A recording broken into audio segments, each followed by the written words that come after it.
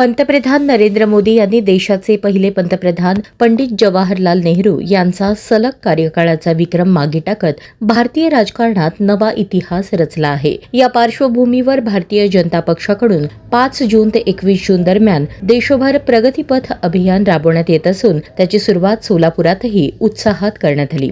शहर उत्तरचे आमदार विजयकुमार देशमुख यांच्या प्रमुख उपस्थितीत जोडभावी पेठेतील हिंगोलांबिका देवी मंदिरात विशेष आरती करण्यात आली।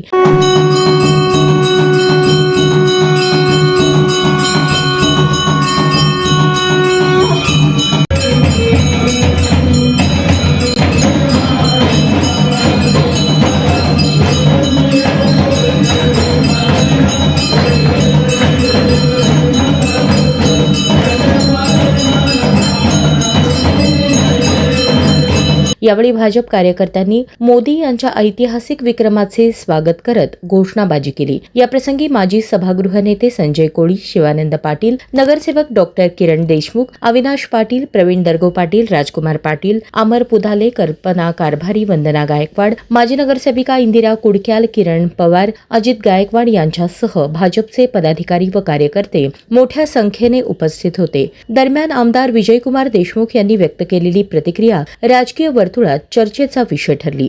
पंतप्रधान नरेंद्र मोदी यांच्या नेतृत्वाखाली भारत आज प्रगतीपथावर वेगाने वाटचाल करत आहे। जगभरात भारताचा आणि मोदींच्या नेतृत्वाचा डंका वाजत आहे। भविष्यात देशातील दुष्ट, दुराग्रही आणि पापी प्रवृत्तींचा नायनाट करण्याची युक्ती आणि शक्ती प्राप्त हो, अशी प्रार्थना आम्ही देवीकडे केली आहे, असे देशमुख यांनी सांगितले।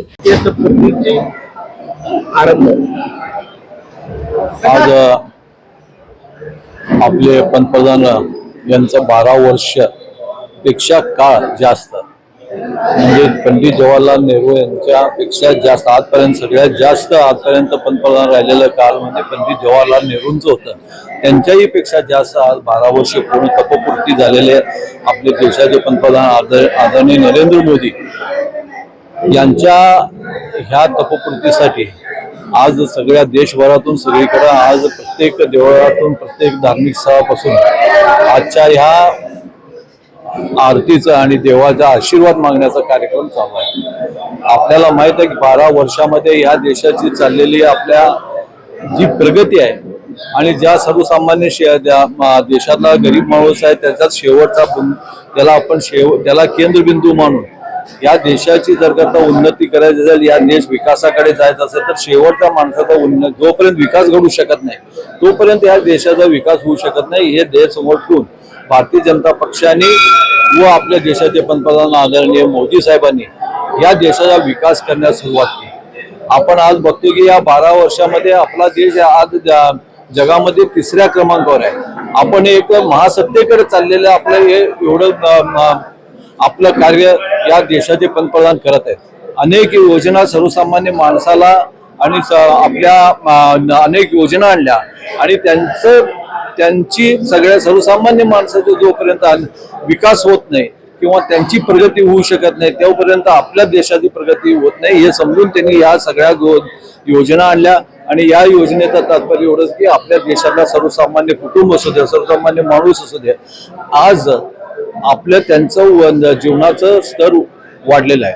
आणि हेच देशाच्या पंतप्रधानांनी नरेंद्र मोदी एवढंच नाही तर या देशाच्या आजूबाजूच्या देशही आज जे आपल्या विरोधात होते किंवा आपल्या देशाचे दुश्मन समजले जात होते, आज त्यांनी आपल्याकडे डोळे वर करून बघण्याची ताकदही त्यांच्याकडे राहिली नाही। एवढं आपल्या देशाची प्रगती या 12 वर्षामध्ये झालं आणि देश विकासाकडे महासत्तेकडे चाललंय।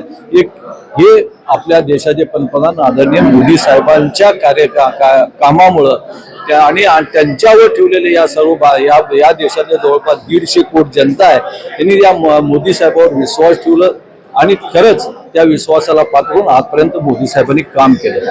आज प्रत्येक देवस्थानातून प्रत्येक धार्मिक स्थळापासून आज आपण आशीर्वाद मागत असताना आज आम्ही शहर उत्तरच्या वतीनं श्री हिंगोलांबिका देवीच्या देवळात येऊन आज आम्ही त्या देवींची आशीर्वाद मागण्याचा कार्यक्रम या देशामध्ये जे दुष्ट शक्ती आहेत ती शक्ती नायनाट व्हावं, जे पापी लोक आहेत त्यांचं संवाद व्हावं, या सगळ्या गोष्टीपासून आपल्या देशाला वाचून हे देश आपण ज्याप्रमाणे मोदींचं सरकार आजपर्यंत आपण जो विकास चाललाय हे विकास पुढे घेऊन जावं आणि त्याच्यासाठी आशीर्वाद आपल्या मुलिंबिका देवीच्या चरणी प्रार्थना करून आज आम्ही इथं मागितलं आहे.